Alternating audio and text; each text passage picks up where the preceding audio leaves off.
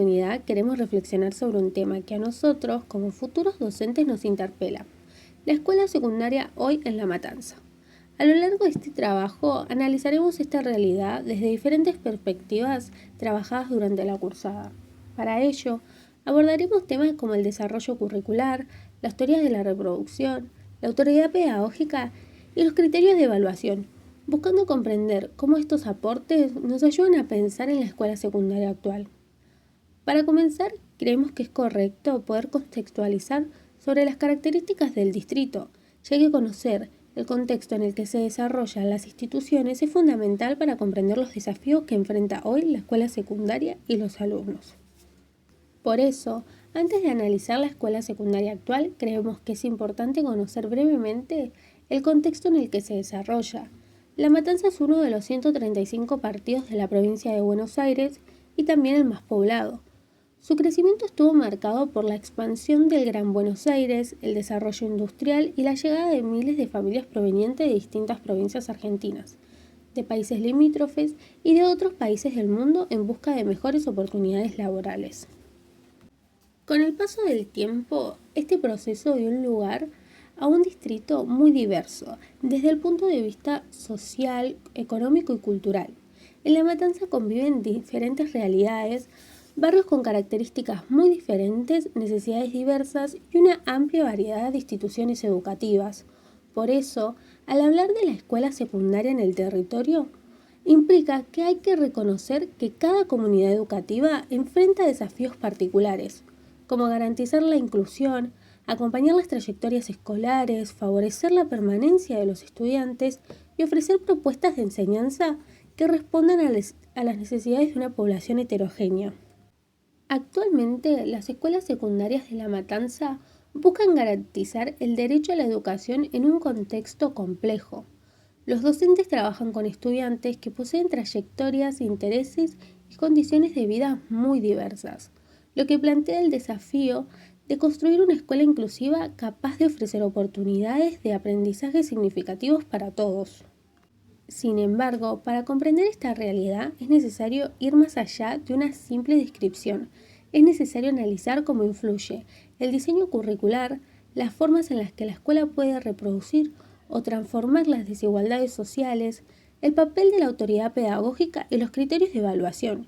Estos temas serán desarrollados en los siguientes bloques del podcast, para poder comprender desde los aportes de los autores que trabajamos en la materia los principales desafíos de la escuela secundaria hoy en La Matanza. Vengo a hablarles de algo que muchas veces se da por sentado. Cuando decimos el currículum, solemos imaginar un documento único que baja desde el ministerio y se aplica igual en todas las aulas de la provincia. Pero eso no es lo que pasa en la práctica. El currículum se construye en 3 niveles de concreción y cada uno le agrega, le recorta y le da forma concreta a lo que viene del nivel anterior. El primer nivel es el nacional o el jurisdiccional. Es el diseño curricular oficial, el que elabora la Dirección General de Cultura y Educación de la provincia de Buenos Aires. Ahí se definen los contenidos, los objetivos generales y el enfoque de cada materia. Es el nivel más general, pensado para regir por igual en todas las escuelas de la jurisdicción, desde La Matanza hasta Bahía Blanca. Este nivel establece un piso común de conocimientos que el Estado se compromete a garantizar para todos los estudiantes, más allá de que en qué escuela estén o en qué distrito estén. El segundo nivel es el institucional. Cada escuela toma ese diseño curricular general y lo traduce en su proyecto educativo institucional y su proyecto curricular institucional. Aquí entra en juego la realidad concreta de cada escuela, su matrícula, su historia, sus problemas específicos, los recursos con los que cuenta. No es lo mismo una escuela de Ciudad Vita que una de González Catán, aunque las dos trabajan sobre el mismo diseño curricular jurisdiccional. En este nivel, el equipo directivo y los docentes de cada institución deciden cómo priorizar los contenidos, qué proyectos institucionales armar, cómo responder a las necesidades puntuales de su comunidad educativa. El tercer nivel es áulico, es la planificación que hace cada docente para su grupo particular de estudiantes. Acá se definen los tiempos, las estrategias didácticas, las actividades concretas, la forma de evaluar en el día a día. Es el nivel más situado de todos, porque depende de quién esté enfrente, no se enseña igual un mismo contenido a un curso numeroso con dificultades de conectividad que a uno más pequeños con otros recursos disponibles. Sirvina Geertz trabaja justamente esta cuestión en su libro Del currículum prescripto al currículum enseñado. Y de ahí plantea algo que a mí me parece central entre lo que se prescribe en el papel y lo que efectivamente sucede en el aula. Hay toda una cadena de decisiones, de recortes y de adaptaciones sucesivas. El currículum no baja intacto de un nivel a otro, como si fuera un objeto que simplemente se transporta sin modificarse, se reinterpreta activamente en cada instancia por parte de distintos actores, el Estado que prescribe, la institución que traduce esa prescripción a su realidad concreta y el docente que finalmente decide qué y cómo enseñar frente a su grupo. Geertz insiste en que esta distancia entre lo prescrito y lo enseñado no hay que pensarla como un problema a corregir, como si el objeto fuera lograr que el docente aplique el diseño curricular al pie de la letra. Al contrario, esta distancia es constitutiva de la enseñanza misma, porque ningún documento curricular, por más detallado que sea, puede anticipar todas las situaciones concretas de un aula real. Por eso el autor habla de una relación de recontextualización entre los niveles y no de una simple bajada o aplicación mecánica.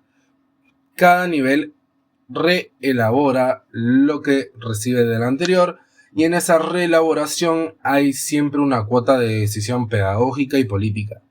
Esto es clave para entender lo que viene después en este programa cuando hablamos de autoridad pedagógica y de criterios de evaluación. No vamos a estar hablando de algo que se aplica en el vacío, sino sobre este currículum ya trabajado, adaptado y resignificado en cada escuela y en cada aula concreta de La Matanza. Cuando hablamos de las teorías de la reproducción, nos referimos a un conjunto de ideas que buscan explicar que la escuela no solo transmite conocimientos, sino que también puede contribuir a mantener las desigualdades sociales existentes. Una de las primeras explicaciones es la de Louis Althusser, quien sostiene que la escuela funciona como una especie de aparato ideológico del Estado. Esto significa que además de enseñar contenidos, también transmiten valores, normas e ideas que ayudan a conservar el orden social. En otras palabras, la escuela prepara a las personas para integrarse a la sociedad tal como está organizada. A partir de estas ideas es donde aparecen otras teorías que profundizan esta mirada. Una de ellas es la teoría de la reproducción social. Esta teoría plantea que los estudiantes llegan a la escuela con distintos capitales culturales, es decir, con diferentes formas de hablar, conocimientos, experiencias y maneras de comprender el mundo adquiridas en sus familias y comunidades. El problema es que la escuela suele valorar como legítima la cultura de los grupos con mayor poder social y económico. Por eso, quienes poseen un capital cultural más cercano al que la escuela considera válido, tienen mayores posibilidades de éxito, mientras que otros estudiantes parten desde una situación en desventaja. También se tiene en cuenta el concepto de violencia simbólica, que consiste en imponer esa cultura dominante como si fuera la única correcta o natural. De esta manera, muchas veces los propios estudiantes terminan creyendo que sus formas de hablar, sus costumbres o los saberes de su comunidad tienen menos valor. Esto hace que las desigualdades se acepten como algo normal. Otra explicación importante es la teoría de la correspondencia, la cual sostiene que la escuela se organiza de una manera muy parecida al mundo del trabajo. Los horarios, la obediencia, el orden, la disciplina, las evaluaciones y hasta la competencia entre estudiantes reflejan dinámicas similares a las de una empresa. Incluso la idea de que todo depende únicamente del esfuerzo personal, conocida como meritocracia, deja de lado que no todas las personas comienzan desde las mismas condiciones. Todo esto se transmite por lo que se conoce como el currículum oculto, o sea, mediante aprendizajes que no aparecen escritos en los programas escolares, pero que están presentes en la vida cotidiana de las aulas y enseñan determinadas formas de comportarse y de relacionarse con la autoridad. Frente a estas teorías, el rol docente adquiere una gran importancia. Los docentes pueden reproducir estas prácticas de manera inconsciente, pero también tienen la posibilidad de cuestionarlas. Reflexionar sobre qué se enseña, cómo se lo enseña y qué cultura se valora dentro del aula permite construir una educación más inclusiva y democrática. En resumen, reconocer las teorías de la reproducción no significa pensar que la escuela no puede cambiar la realidad, sino reconocer estos mecanismos para que la educación contribuya cada vez más a generar igualdad de oportunidades y una sociedad más justa. Buenas tardes a todos. Hoy quiero compartir con ustedes un avance del trabajo de investigación del equipo UBAC-IT, liderado por Beatriz Greco y otras docentes, sobre la autoridad pedagógica en la escena escolar, un tema central en la formación docente, especialmente en contexto de vulnerabilidad. El estudio se centra en un centro educativo de nivel primario para adultos y adolescentes en situación de calle, en la ciudad de Buenos Aires. Esta institución atiende a jóvenes que viven en las estaciones de tren, muchas llamadas ranchadas, y en base a eso, con el tiempo, la escuela logró pasar a jornada extendida, incorporando talleres y un fuerte trabajo de contención, convirtiéndose en un espacio de pertenencia y reconstrucción de lazos. Una de las escenas más potentes que relatan las docentes es la siguiente. Ingresa al centro un adolescente con una conducta extremadamente violenta y amenazante y comienza a amenazar con pedazos de vidrio tanto a docentes como a otros alumnos. Se agotan todas las estrategias institucionales habituales, poner límites, intervenciones, llamados a supervisión y defensorías. La situación pone en riesgo el cuerpo de todos. En ese momento crítico, la coordinadora decide contactar a Nicolás, un exalumno, ex líder de ranchada, que ya había egresado con anterioridad. Nicolás acude de inmediato. Su sola presencia logra que el joven suelte los vidrios y se tranquilice. A partir de entonces, Nicolás es incorporado como operador en la institución.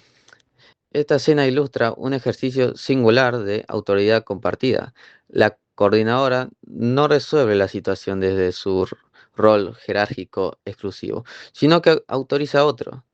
Confía, habilita y posiciona a Nicolás en un lugar de autoridad reconocido por los jóvenes. Se trata de una autoridad que no se sostiene solo en la posición institucional, sino en la capacidad de generar confianza y de proteger lo frágil.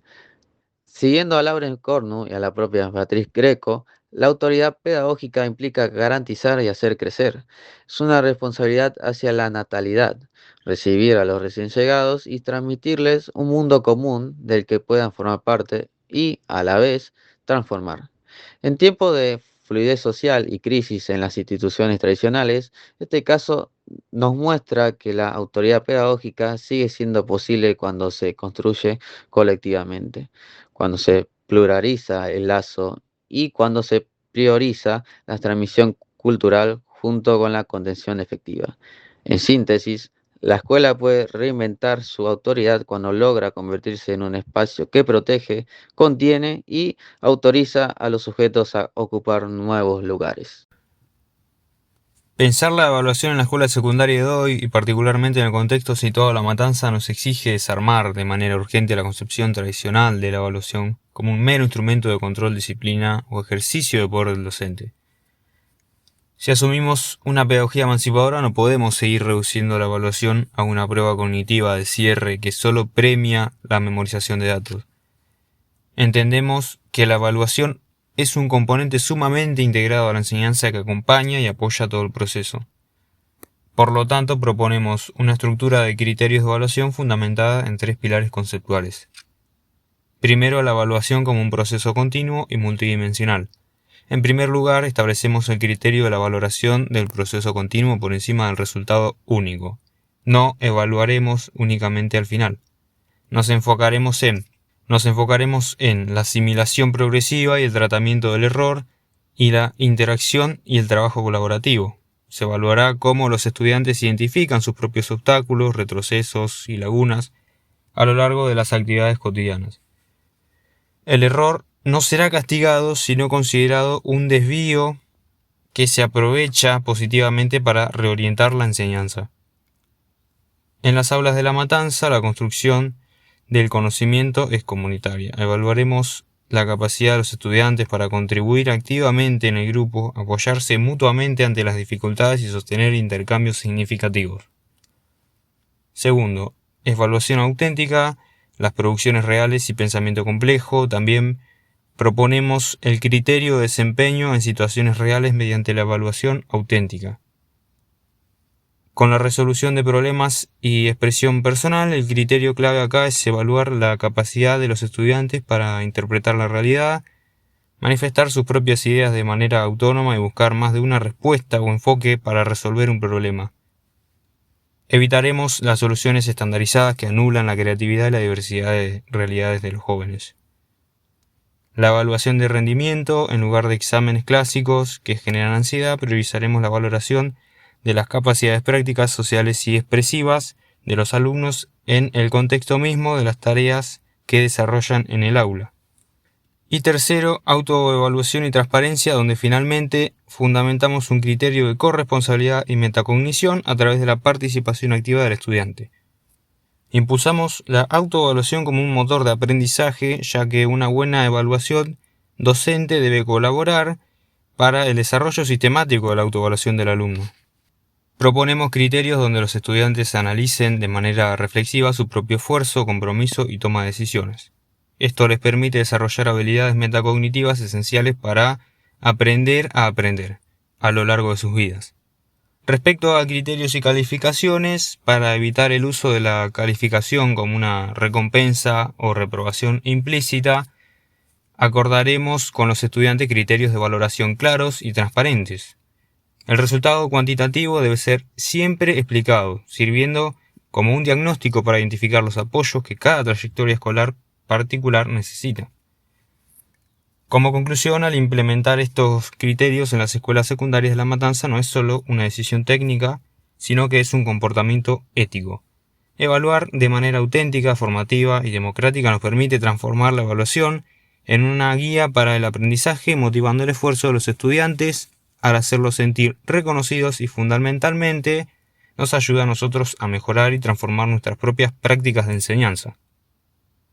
A lo largo de este programa recorrimos distintas dimensiones de la escuela secundaria hoy en La Matanza y creemos que todas están profundamente conectadas entre sí. Empezamos entendiendo que el currículum no es algo que simplemente baja de un nivel a otro, se recontextualiza en cada escuela, en cada aula, según la realidad concreta de barrios tan distintos como los que conviven en nuestro distrito. Esa distancia entre lo prescrito y lo enseñado no es un error a corregir, sino un lugar donde el docente toma decisiones pedagógicas y políticas. Pero también vimos que esas decisiones no ocurren en el vacío. Las teorías de la reproducción nos mostraron que la escuela puede, sin quererlo, reforzar las desigualdades que ya traen los estudiantes de su familia y comunidades. Reconocer el currículum oculto, la violencia simbólica y la lógica meritocrática es el primer paso para empezar a transformarlas. Frente a ese riesgo de reproducción, la autoridad pedagógica aparece como una posibilidad concreta de hacer otra cosa. No una autoridad impuesta desde el poder de la posición, sino una autoridad que se construye colectivamente, que habilita a otros y que prioriza el vínculo y la confianza por sobre el control. El caso de Nicolás nos lo mostró de manera muy clara y finalmente pensamos que la evaluación, no como un instrumento de disciplinamiento, sino como parte constitutiva de la enseñanza, un proceso continuo, auténtico y transparente, donde el error no se castiga sino que se aprovecha, y donde el estudiante también es protagonista de su propia evaluación. Diseño curricular, teorías de la reproducción, autoridad pedagógica y evaluación no son temas sueltos, son distintas entradas para pensar en una misma pregunta, que es cómo construir desde La Matanza una escuela secundaria más inclusiva, más justa y más emancipadora. Gracias por acompañarnos en este programa.